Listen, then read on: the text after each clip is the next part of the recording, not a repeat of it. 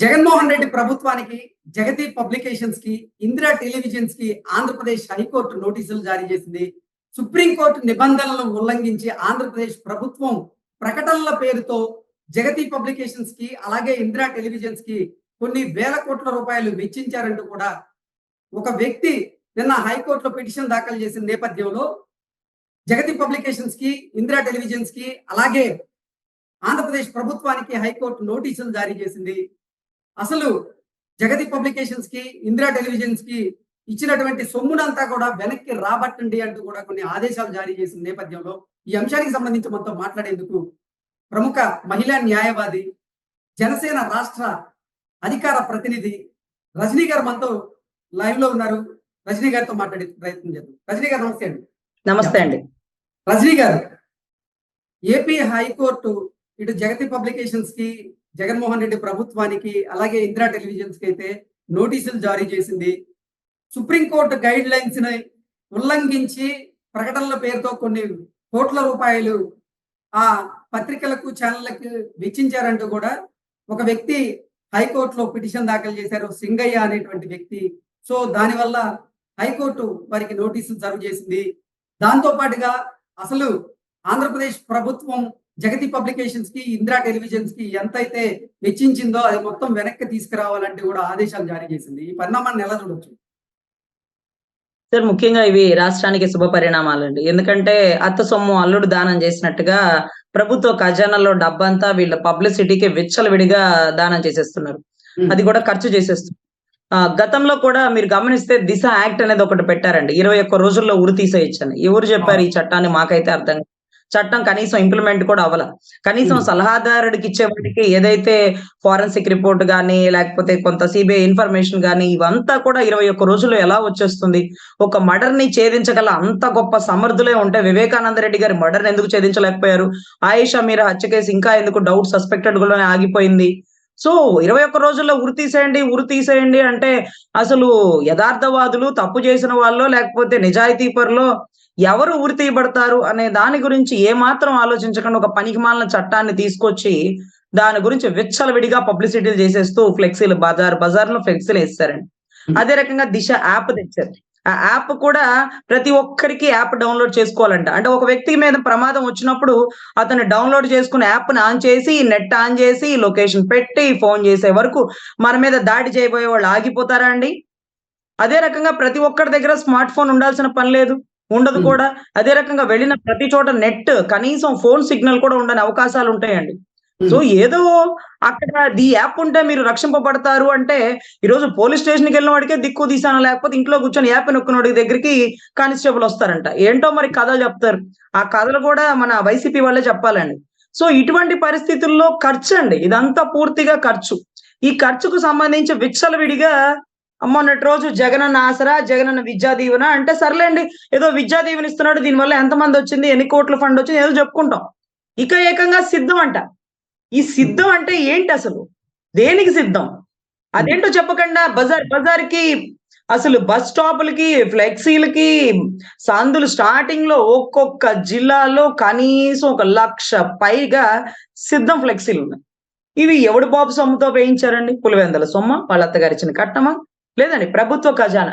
మా ఖజానాల డబ్బుతో నువ్వెవరు పబ్లిసిటీ చేయించుకోవడానికి? ఇప్పుడు పబ్లిసిటీ చేసుకుంటున్నావే అనుకో, ఏమన్నా పథకాల గురించి చేస్తున్నావా, లేకపోతే ఏమైనా ఉపయోగకరమైన విషయం చెప్తున్నావా? ఏం చెప్తున్నావు? సిద్ధం అంటున్నావు. నువ్వు సిద్ధం అని పెట్టడం, పాపం టీడీపీ వాళ్ళు వాళ్ళ సొంత డబ్బు ఖర్చు పెట్టుకొని మేము కూడా సిద్ధం అనడం, అదే రకంగా జనసేన వాళ్ళు మేము కూడా సై అనడం, ఇవంట ఏంటి? వాళ్ళంటే వాళ్ళ సొంత డబ్బు ఖర్చు పెట్టుకున్నారు, మీరెవరి డబ్బు ఖర్చు పెడుతున్నారు? అంటే రజనీ గారు, 2015 సుప్రీంకోర్టు గైడ్ లైన్స్ ప్రకారంగా ఒక వ్యక్తిని హైలైట్ చేస్తూ ప్రకటనలు ఉండకూడదు, అలాగే ప్రతిపక్ష పార్టీలను విమర్శిస్తూ కూడా ప్రకటనలు ఉండకూడదు అనేది 2015లో సుప్రీంకోర్టు గైడ్ లైన్స్. కానీ ఆ నిబంధనలు ఉల్లంఘిస్తూ ఇప్పుడు ఆంధ్రప్రదేశ్ ప్రభుత్వం కొన్ని ప్రకటనలు సాక్షి పత్రికకి, సాక్షి ఛానళ్ళకి ఇచ్చి కొన్ని కోట్ల రూపాయలు వెచ్చించింది వాటి మీద. సో అసలు ఈ పరిణామాన్ని ఎలా చూడొచ్చు? వాటిని మళ్ళీ ఎలా వెనక్కి తీసుకోగలుగుతారు అంటే ఏం చెప్తారు?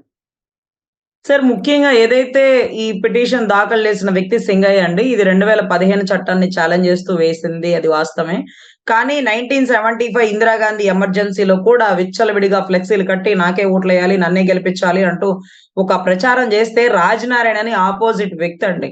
ఆవిడ మీద కేసేశారు. ఇలా గవర్నమెంట్ ఎంప్లాయీస్‌ని ఎలక్షన్‌కి వాడేస్తుంది, ఫ్లెక్సీలు వేయిస్తుంది అంటే ఆ ఎలక్షన్‌కి వాడిన గవర్నమెంట్ ఎంప్లాయీకి సంబంధించిన కేస్ అండి. Indira Gandhi versus Rajanarayana court. Versus case అండి. ఇది అలహాబాద్ హైకోర్టు ఇచ్చిన జడ్జిమెంట్ గొడ్డలిపెట్టు లాంటిది.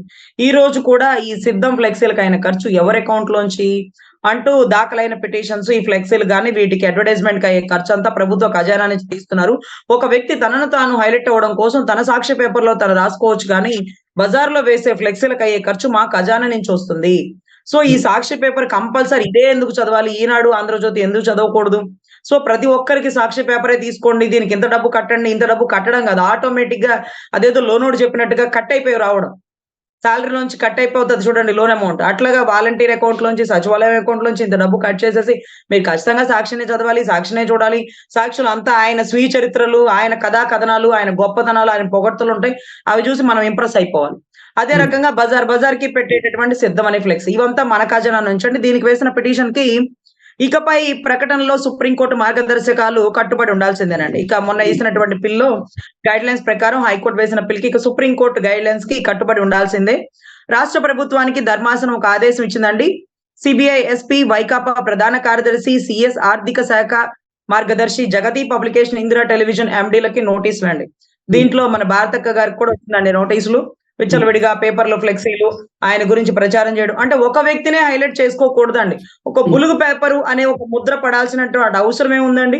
జర్నలిజం వృత్తిలో ఏది నిజం, ఏది అబద్ధం ప్రతి దృశ్యాన్ని చూపించాల. ఏ ఒక్క రోజు చంద్రబాబు గారి విషయాన్ని చూపించరు, పవన్ కళ్యాణ్ గారి విషయాన్ని చూపించరు. కేవలం వారి పథకాల ప్రదర్శన కోసం ఒక పేపర్. ఆ పేపర్‌ని కంపల్సరీ రాష్ట్ర ప్రజలు చదవాల్సిందే, చూడాల్సిందే, తెలుసుకోవాల్సిందే. ఈరోజు ఏదైతే నుంచునే అభ్యర్థులండి 175 నియోజకవర్గాల్లో నిలబడే అభ్యర్థుల్ని ప్రకటన ఆల్రెడీ కొంత లెక్క వాళ్ళు ప్రకటించేశారు. అంటే ఒకటో లిస్టు, రెండో లిస్టు, మూడో లిస్టు. వీళ్ళలో ఆల్రెడీ చాలా మంది ఎమ్మెల్యే హోదాలో, మినిస్ట్రీ హోదాలో ఉన్నవాళ్ళేనండి.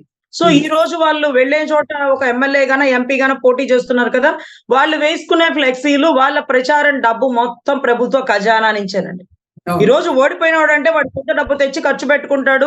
ఎలక్షన్ లో ప్రచారం చేస్తారు, జనాల్లో తిరుగుతుంటారు. కానీ ఎవరైతే ఇప్పుడు సపోజ్ నిలబడిన ఉండి గెలిచిన అభ్యర్థి, సపోజ్ ఇప్పుడు హెల్త్ మినిస్టర్‌నే చూసుకోండి విడదల రజనీ గారు.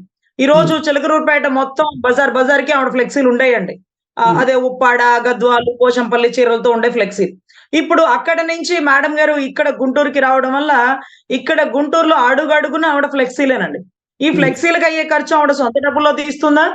లేకపోతే ప్రభుత్వ ఖజానానే ఖాళీ చేసేస్తుందా? అదే రకంగా ఆవిడ భారీ ర్యాలీలు చేసేస్తుంది. ఆవిడ హెల్త్ మినిస్టర్‌గా ఆవిడ డ్యూటీలు కొన్ని చేయాల్సి ఉంటది. ఇప్పుడు జీజీహెచ్‌లో అతిసార వ్యాధితో ఎంతో మంది చనిపోతున్నారు. చనిపోయిన వ్యక్తిని గుండెపోటుగా చిత్రీకరిస్తూ కనీసం శవ పరీక్షలు కూడా చేయకుండా శవాలని పక్కకి పెట్టేస్తున్న తరుణం మేము చూస్తున్నాం. సో వీటన్నిటిని బేస్ చేసుకొని ఎవరి డ్యూటీలు వాళ్ళు చేయకుండా పబ్లిక్ ప్రచారాల్లోకి వింటూ ప్రభుత్వ ఖజానా ఖాళీ చేస్తుండడం పూర్తిగా ఇది సంశయత్నం అండి. ఖచ్చితంగా వీటిని ఖండిస్తున్నాము.